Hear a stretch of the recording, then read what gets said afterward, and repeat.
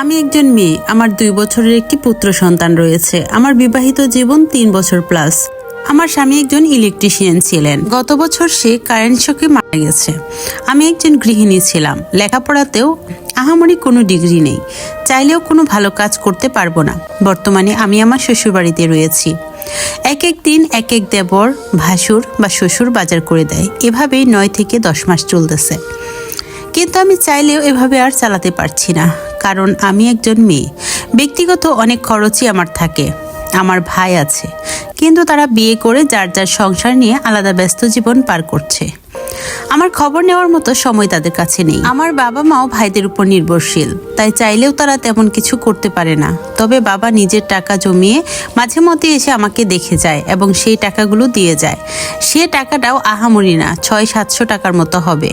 এখন আসি মূল কথায়। আমার শ্বশুর ও ভাসুর চাচ্ছে আমার দেবরের সাথে আমাকে বিয়ে দেওয়ার জন্য। দেবর একটি বেসরকারি প্রতিষ্ঠানে ভালো চাকরিতে আছে, কিন্তু আমার দেবরের অন্য একটি মেয়ের সাথে প্রেম ভালোবাসা ছিল। এটা আমি আগে থেকেই জানতাম এবং এগুলো নিয়ে তার সাথে আগে থেকে অনেক মজাও করতাম। এত কিছু জানার পর তাদের সিদ্ধান্তটা মেনে নেওয়াটা কি আমার জন্য ঠিক হবে? কেননা দেবরের সাথে এখন পর্যন্ত আমি সরাসরি এ বিষয়ে কোনো কথা বলিনি।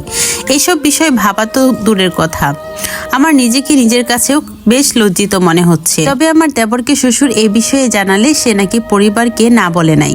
আমার দেবরের যে মেয়েটির সাথে সম্পর্ক, সেই মেয়েটির মাঝে মাঝে আমাকে ফোনেও আমার সাথে কথা বলতো। পরিস্থিতি এমন হয়ে যাওয়ায় বিষয়টি আমার কাছে বেশ কঠিন মনে হচ্ছে। আমি চাইলেও ভাসুর ও শ্বশুর দেবরকে না বলতে পারছি না। না করার কারণ তারা জানতে চাইবে। আর আমার শ্বশুর বাড়ির লোকজন অনেক ভালো, আলহামদুলিল্লাহ। এদিকে আমার দেবরের সাথে যে মেয়েটার সম্পর্ক ছিল, সেই মেয়েটা আমার দেবরকে অনেক বেশি ভালোবাসতো। সেই মেয়েটার কতই না স্বপ্ন ছিল। আর এদিকে আমার দেবর আমার শ্বশুরবাড়ির লোকজনের মুখের দিকে তাকিয়ে আর আমার বাচ্চাটার মুখের দিকে তাকিয়েও কেউ কাউকে না বলতে পারছে না।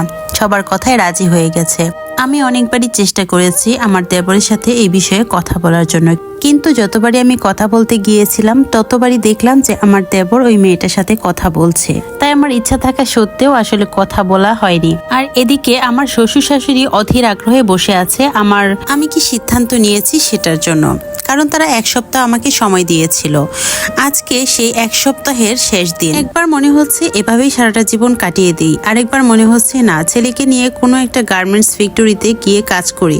আসলে বুঝতে পারছি না কোনটা করলে আমার জন্য ভালো হবে। একটুর জন্য মনে হচ্ছে আমি এই কোন পরিস্থিতিতে এসে পড়লাম। নিজেকে নিজের কাছে অনেক ছোট মনে হচ্ছে কেন আমার সাথে এমনটা হলো। আমার এখন কিভাবে কি করা উচিত আমি কিছুই বুঝতে পারছি না।